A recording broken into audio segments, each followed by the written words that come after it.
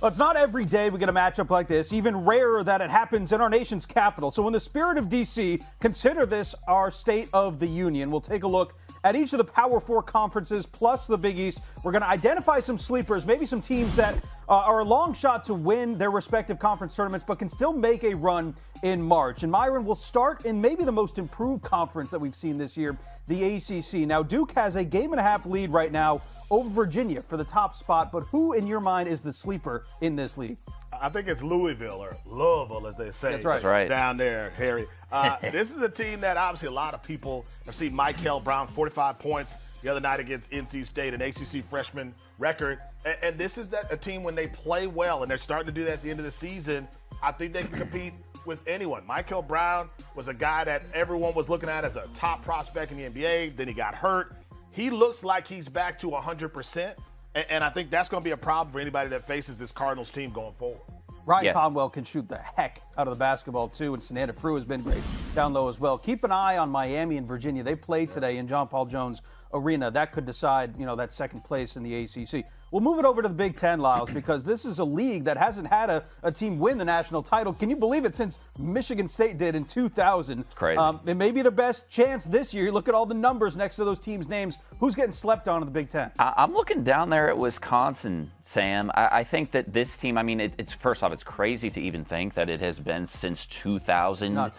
Since the Big Ten won a national championship. That's actually one of the first national championship teams I remember. Right. But this Wisconsin team, I look at a player like Nick Boyd, and, the transfer portal, it could be your best friend, it could be your worst nightmare. For them, it has been a best friend.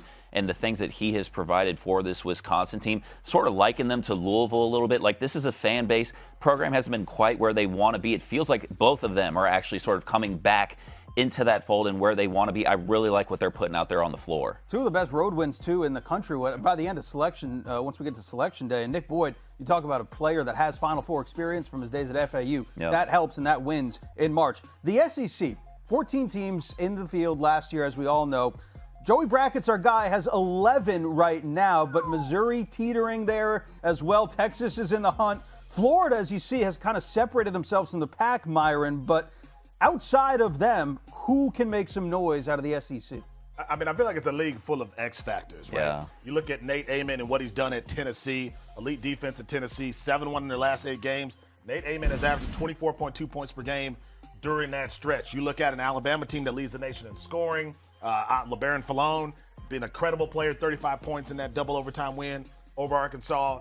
You got to look at Alabama and how fast they play as well. And then the Arkansas team with Darius Acuff Jr. and how good they've been. Yeah. People know about their offense. They're also playing top 20 defense right now over the last 6 games. I'm laughing because, you just look at the list, and even if you go all the way down to the bottom at Georgia, everybody's best is really damn good. Yeah. It's funny. You could really convince me of any team on that list and say, hey, I can see him making a run. Tennessee, Vandy today. I believe Darius Miles is coming back for Vanderbilt, who's been their biggest, second piece there, alongside Tyler Tanner. So we'll see how that one plays out in that state today. Depending on which computer you like to rely on, the Big 12 has kind of led the way as far as predictive metrics go this season. There are so many teams. The strength of this league at the top is so good. Pick your poison, and we've seen it play out this entire season. But which team in this conference do you think folks might be sleeping on as we head down the final stretch here, Harry?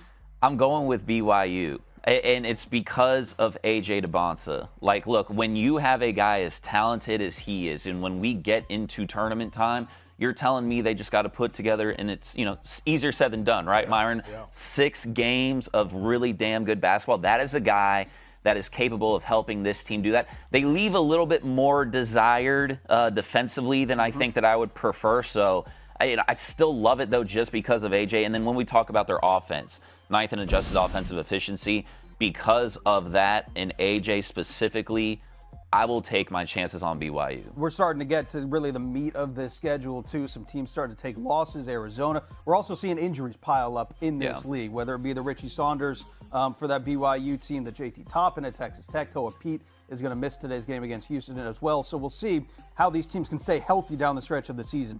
We're going to kick it to you, though, for the Big East. Okay. Yeah, because we know you love you some Big East basketball. Yeah. League. It's been, the Big East has been the biggest disappointment this year, Yeah. by far. there's probably 3 legitimate teams that are going to make the NCAA tournament. Seton Hall had a chance there at the start of the year, but man, I'm going with Villanova. You know, the one team that will probably make the NCAA tournament that doesn't have a number next to their name right now. They very well could if they can beat UConn at home today. Kevin Willard has had maybe one of the most uncomfortable departures from a school that we have seen in recent memory. But man, he's done a ridiculous job there in Philadelphia, turning that thing around. They're 21-5 heading into this matchup against UConn. They took them to overtime back at home in the first matchup here. So look, I think Villanova can make some noise here. But real quick, before we get out of here, it's early. But if you had to put money, guys, on one conference to win the title this year, who do you think you're going with? Big 12 for me. Just so many talented teams at the top of that league. It'd be the Big 12. I would also go Big 12, but I'm going to go Big 10 because I think Michigan's winning it all. Point blank, period. Fair. So I'm, I know we talk about the top. I'm going to the very top. I'm going with Michigan. I'm going with the Big 10. Axel Lendenberg was asked, hey, how do you beat Michigan? And he said, just do what Wisconsin did. Make 15 threes. That's how you beat this Michigan team. It's just that easy, right?